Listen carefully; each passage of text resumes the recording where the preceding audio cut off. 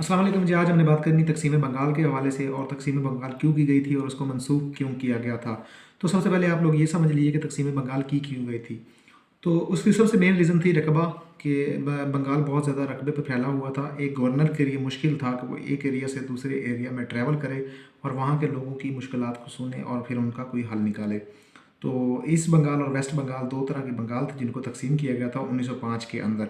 Reason ये थी कि जी रकबा बहुत ज़्यादा था, एक गवर्नर के लिए मुश्किल था कि वहाँ पे गुड गवर्नेंस की जाए, इंफ्रास्ट्रक्चर लाया जाए, ट्रांसपोर्ट की जो है ज़रूरतों को पूरा किया जाए। नंबर टू, ज़ुबान का मसला था जी।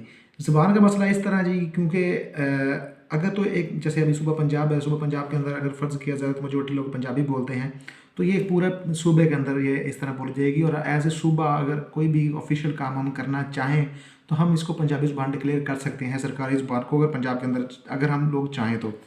अब क्योंकि उस दौर में अंग्रेज़ी ज़ुबान एक सरकारी ज़ुबान थी और उसके साथ जो बंगाली ज़ुबान है वो भी सरकारी ज़ुबान थी उस एरिया की, और ओडिसाई जो ज़ुबान थी वो भी बोली जाती थी। तो ये सारी मुश्किलात आ रही थी ज़ुबान की कि लोगों को ज़ुबान समझने के लिए, या कोई भी एक जगह पर सरकारी ज़ुबान बंगाली है तो फ़र्ज़ किया ईस्ट बंगाल में बंगाली ज़ुबान सरकारी है, तो वेस्ट बंगाल के अंदर लोगों को पता ही नहीं है बंगाली क्या चीज़ है।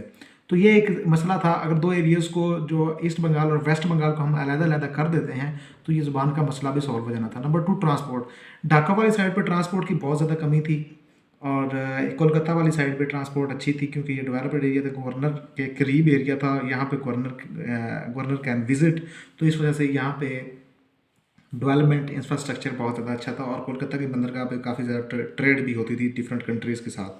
अब ढाका वाली जो बंदरगाह है वो बिल्कुल फारिग, वहाँ पे किसी किस्म की कोई ट्रेड नहीं है, तबाह कह सकते हैं कि वो बंदरगाह थी। इस वजह से वहाँ पे डेवलपमेंट करना बहुत ज़्यादा ज़रूरी थी। तो उसके बाद जी मेन आप लोग कह लीजिएगा ट्रांसपोर्ट, सड़कों वगैरह का इंफ्रास्ट्रक्चर, इन शॉर्ट आप कह सकते हैं ईस्ट बंगाल का इंफ्रास्ट्रक्चर बहुत ज़्यादा ख़राब था, वहाँ पे किसी किस्म की कोई भी डेवलपमेंट नहीं थी। और वेस्ट बंगाल में जहाँ पे ये कोलकाता है उस साइड पे बहुत ज़्यादा डेवलपमेंट थी। अब मैं रीज़न अगर आपको एक लफ्ज़ के अंदर बताना चाहूँ, एक लाइन के अंदर अगर इसको परोना चाहूँ, तो नंबर वन चीज़ है जी, रकबा बहुत ज़्यादा था, आबादी के तनासब के लिहाज से रकबा बहुत ज़्यादा था और एक गवर्नर के लिए पूरे बंगाल का विज़िट करना बहुत ज़्यादा मुश्किल था और पूरे बंगाल की डेवलपमेंट करना बहुत ज़्यादा मुश्किल था। नंबर टू, लैंग्वेज इशू आ रहा था जी, क्योंकि बाज़ एरियाज़ जो हैं, अगर ईस्ट वेस्ट को देखा जाए तो ईस्ट में बंगाली बोली जाती थी, वेस्ट के अंदर जो दूसरी ज़ुबानें बोली जाती थी हिंदी टाइप, तो ये बहुत ज़्यादा मसला था। नंबर थ्री, इंफ्रास्ट्रक्चर, ट्रांसपोर्ट, ये वो आप लोग कह सकते हैं, जॉब वैकेंसीज़ का कह सकते हैं, तो ये भी एक बहुत इम्पोर्टेंट इशू था उसके साथ। तो इन तमाम चीज़ों को देखते हुए 1905 के अंदर लॉर्ड कुर्जन जब बने वायसराय इंडिया के, तो उन्होंने बंगाल को डिवाइड कर दिया, डिवीज़न कर दी 1905 के अंदर। लेकिन इस पे अब हम मुसलमानों का देखते हैं ट्रेंड क्या चला और हिंदुओं के अंदर क्या उसका रिएक्शन था। तो सबसे पहले मुसलमानों को देखते हैं।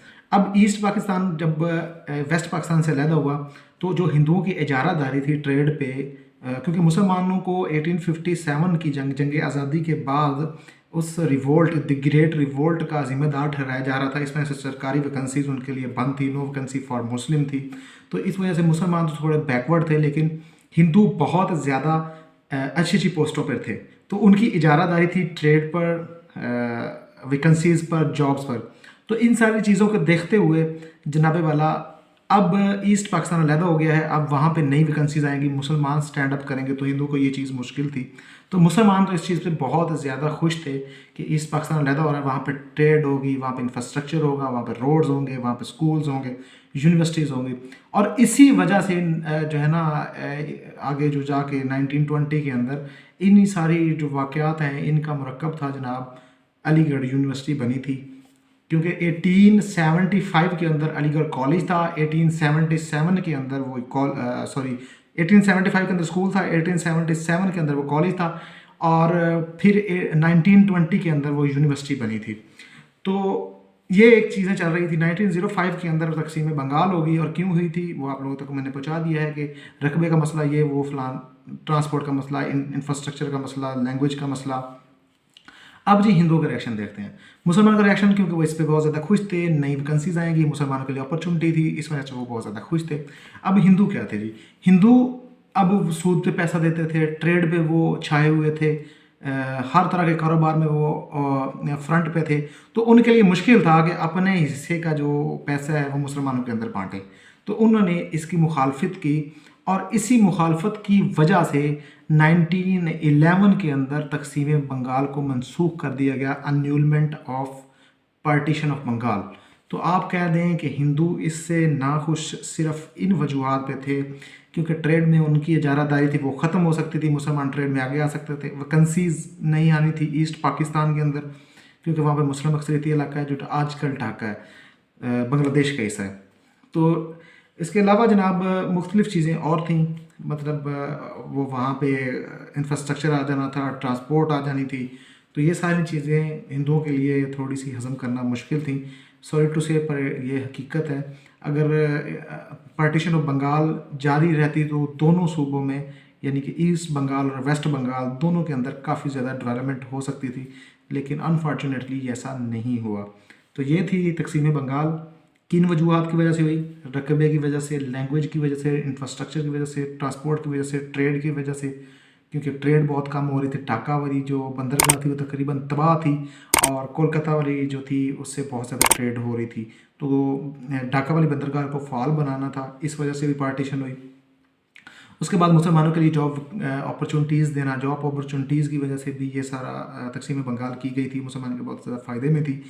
हिंदुओं के लिए ये क्या थी जी, हिंदुओं की कोई इजारादारी थी मुख्तलिफ मोड्स ऑफ लाइफ के अंदर, जैसे ट्रांसपोर्ट, बिजनेस, इंफ्रास्ट्रक्चर के जो मुख्तलिफ कंपनीज़ होती हैं उनके अंदर हिंदू थे, सरकारी जॉब्स जो थी वो हिंदुओं के पास थी। अगर तकसीम बंगाल जारी रहती तो ये हिंदुओं को बहुत ज़्यादा नुकसान देती, उनकी साख को नुकसान पहुँचाती, उनका जो बहसीत वो असर व रसूख उनका कम होता, बहसीत हुक्मरान वो वहाँ पे थे। तो हिंदुओं के लिए बहुत जी तबाहकुन चीज़ थी। तो ये था जी तकसीम बंगाल, और इसकी एनरोलमेंट क्यों हुई थी, हिंदुओं के एजिटेशन की वजह से, उनकी तहरीक की वजह से, उनके एहतजाज की वजह से 1911 के अंदर उसको ख़त्म कर दिया गया था। तो ये थी तकसीम बंगाल। मिलते हैं अगली नेक्स्ट वीडियो के साथ इंशाल्लाह। अल्लाह हाफ़िज़।